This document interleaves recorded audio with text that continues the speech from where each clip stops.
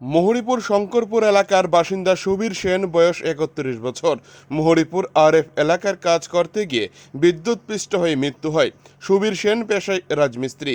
মোহরীপুর RF এলাকায় টিকলুদের বাড়িতে রাজমিস্ত্রি কাজ শেষ করে সুবীর সেন সন্ধ্যা স্নান করতে গেলে জলের মোটর শর্ট সার্কিট হয়ে বিদ্যুৎপৃষ্ট হয়।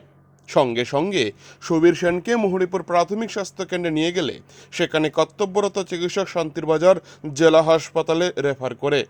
শান্তিরবাজার জেলা হাসপাতালে সুবীর সেন মৃত্যুর কোলে ঢলে পড়ে। সুবীর সেনের পরিবার, তার স্ত্রী, 5 বছরের একটি সন্তান, মা বাবা রয়েছে বলে জানা যায়। সুবীর সেনের অস্বাভাবিক মৃত্যুতে সমগ্র এলাকা জুড়ে শোকের ছায়া নেমে এসেছে।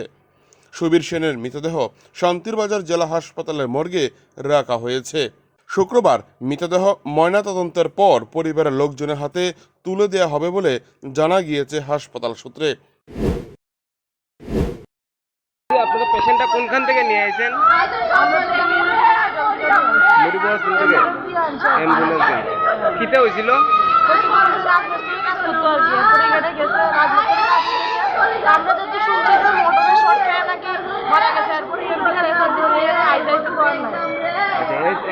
সম্পর্কে আপনার কি হয়? আমার মামা নাম? সুবীর সেন। আচ্ছা, বাড়ি মুড়িপুরি না? বাড়ি মুড়িপুর।